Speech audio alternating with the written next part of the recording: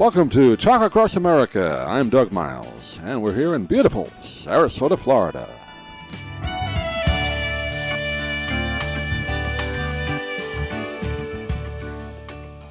And joining us now on our Book Talk segment, we're going to find out about how we can make different food from food we usually throw away. It's a great book. It's called Cooking with Scraps.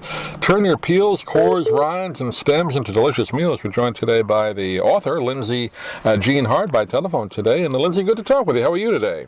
Fine, thank you. Thank you for having me. Yeah, I was intrigued when I got the notes about the book and you being available, and I wanted to look through it because I was wondering how you make these 85 recipes in the book from food that normally gets thrown away. So, interesting project. How'd you come up with that? Yeah, so I worked at food52.com for 6 years. It's a food and lifestyle website, and Right. I had a column there called Cooking with Scraps.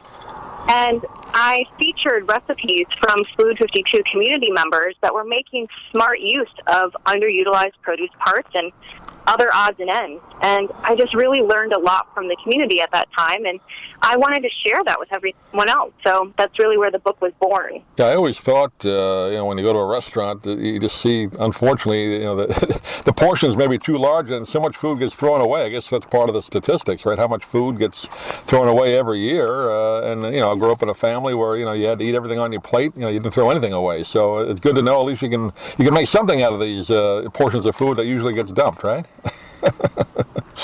Yeah, hopefully this is part of shifting the mindset back to using these parts.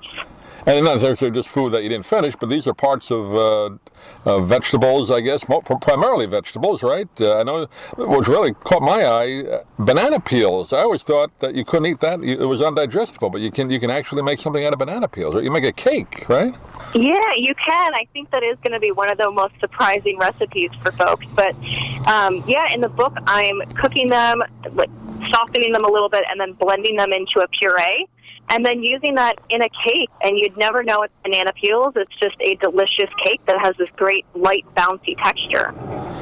How did you come up with some of these recipes? Did you go in the kitchen and just try it, or how did you find out about some of these things? Because a lot of it you wouldn't even think of eating, carrot tops and other things. Some of it was, learning from the Food 52 community members, and others were just a lot of experimenting in the kitchen until I found something that worked well enough that I was really excited about sharing it. Yeah. Another one, I got to tell you, I can never eat asparagus. I tried it a few times. My mother put it on the plate. I couldn't do it, but you have a recipe in here that maybe makes it more palatable, right? Yeah, well, a lot of times later in the season, the asparagus is getting a little bit woodier, and we're snapping off the bottom. But that end still has that great asparagus flavor in it for those of us who are fans, and you can turn it into a pesto.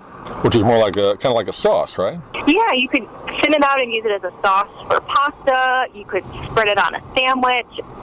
Yeah.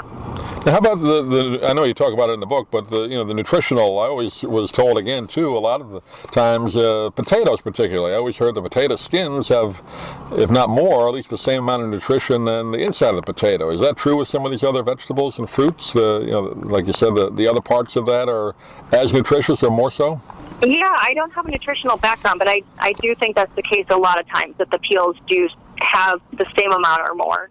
Yeah. Well, talk about carrots. Everybody's familiar with that. Obviously, we eat the orange part, but you have a recipe in there for that's the green part, right? You're talking about? Yeah, exactly. And they're really delicious. They're slightly bitter, so a lot of the times you're going to want to blanch them first to get rid of that bitterness. But then once you do, I also really like to turn those into pesto. And I use them in salads, too. They're really pretty and lacy and tasty. Yeah, I would never think of eating that part of it. I guess it's kind of like a parsley in a sense. Yeah, so it looks a little bit like that. Now, corn cobs, that's another thing. You would never think you'd be able to eat that, but do you have a recipe to make that again? Do you kind of grind those up into making into something else? Well, once you've cut the corn off the cob, there's still a lot of that corn flavor left. So you can use those corn cobs to flavor broth for a soup or risotto. I like to cook rice along with the corn cob, and so then the rice soaks up that corn flavor. And then I'm turning the rice into yaki onigiri, which are grilled rice balls. Yeah, I just saw that in the notes there. I said, look, I didn't think I thought like some parts of vegetables or something you couldn't eat at all, but you can eat that. That's interesting. Now, is it primarily vegetables? Or I know you have some fruit recipe, pineapple for one, right? The peel you can actually make into a lemonade, huh? Yeah, so you're using the peel and the core to then flavor a syrup that I've used to make lemonade, but you could use it in other beverages, or you could drizzle it over cakes to add a little extra moisture and flavor. Yeah. It sounds like you have to do a lot of experimenting, or you've done a lot of experimenting putting this book together. Was that a fun process for you to put this book together? I mean, to come up with 85 recipes isn't easy no matter what food you use. Yeah, it was a fun process. I really love to cook and spend time in the kitchen, so it was a really fun process. And then it was fun to be able to share that with my recipe testers and get input from them and, make changes along the way to come up with ones that I felt really good about sharing with everyone. I know here where we live in Sarasota, Lindsay, there's a couple of restaurants that actually specialize in doing kind of what you have in the book here. They take maybe more of the unusual, vegetables and fruits or from the local gardens or whatever and make interesting recipes. So I guess this is kind of taking off, right, in popularity, this type of cooking? Yeah, I think it is having a resurgence in popularity. It's, changed over time, and I feel like we've cycled in and out of being good about using all of our parts, but I feel like, I'm hoping that we're shifting back to starting to use them and have it be second nature to use all of these things again. And again, I mentioned at the beginning the amount of food wasted every year. Just from the notes I got, 133 billion pounds of food. Is that pretty much accurate, that gets thrown away? Yeah, it's really staggering. It's 40% of food in the U.S. goes uneaten. Yeah, that's a scary thing. A lot of it in restaurants, I guess, because they just give away too much. But people I guess they don't respect it like they should. Not many people don't respect it like they should, right? Food. Well, yeah, absolutely. Making this change will be good for the planet and good for our pocketbooks. Well, Cooking with Scraps is the name of the book. Again, it's called Turn Your Peels, Cores, Rinds, and Stems into Delicious Meals. We just touched on a few of the recipes, but 85 in the book for zero-waste cooking, and we've been talking with Lindsay-Jean Hard today. Lindsay, do you have a website? People get more information about the book?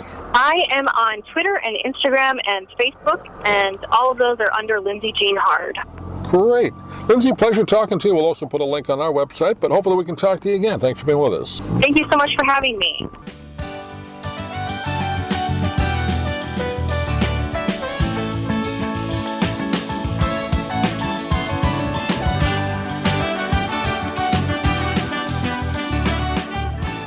Thank you for joining us today on Talk Across America.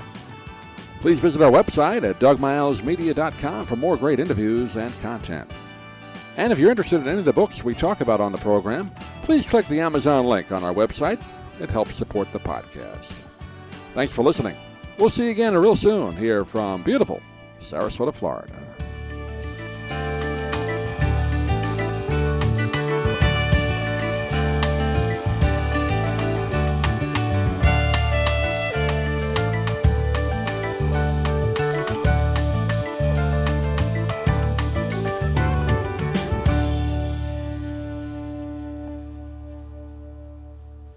I'm Stan Brock. 30 years ago, I formed Remote Area Medical to help people overseas. But then we found generations of families in America isolated by poverty from the health care they need. Together, we can take dental, vision, and medical help to 1 million adults and their kids, right here at home in the United States of America.